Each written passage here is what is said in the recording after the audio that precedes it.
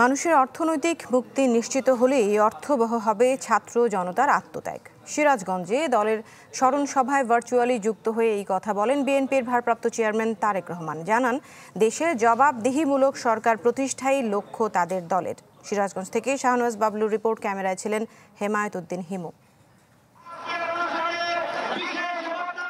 আন্দোলনে নিহতদের স্মরণে শনিবার এনায়েতপুরে ইসলামিয়া স্কুল মাঠে সভার আয়োজন করে সিরাজগঞ্জ জেলা বিএনপি।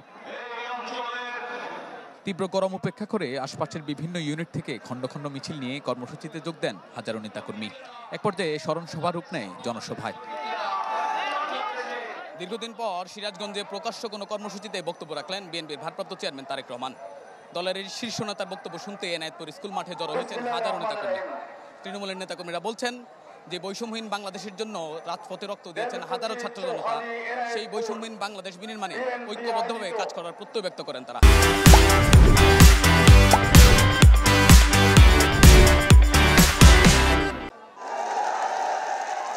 দলের সিনিয়র নেতাদের বক্তব্যের আগেই শুরু হয় বৃষ্টি। প্রায় 1 ঘন্টা পর বৃষ্টি থামলে লন্ডন থেকে ভার্চুয়ালি যুক্ত হয়ে বক্তব্য দেন দলের ভারপ্রাপ্ত চেয়ারম্যান। জানান, দেশের জবাবদিহিমূলক সরকার প্রতিষ্ঠাই বিএনপির একমাত্র লক্ষ্য।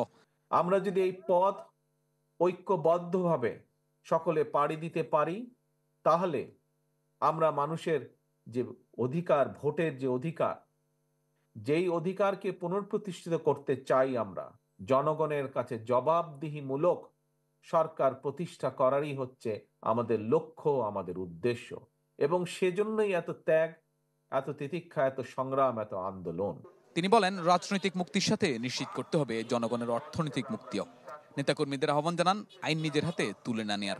আমাদেরকে যদি দেশের মানুষের রাজনৈতিক যে অধিকার সেটিকে যদি পুনঃপ্রতিষ্ঠিত করতে হয়, আমাদেরকে যদি বাংলাদেশের মানুষের মুক্তির যে মুক্তি, অর্থনৈতিক মুক্তি, সেটিকে যদি অর্জন করতে হয়, আমাদেরকে সকলকে ঐক্যবদ্ধ থাকতে হবে, আমাদেরকে ধৈর্য ধারণ করতে হবে, আমাদেরকে আইন হাতে তুলে নিলে চলবে না।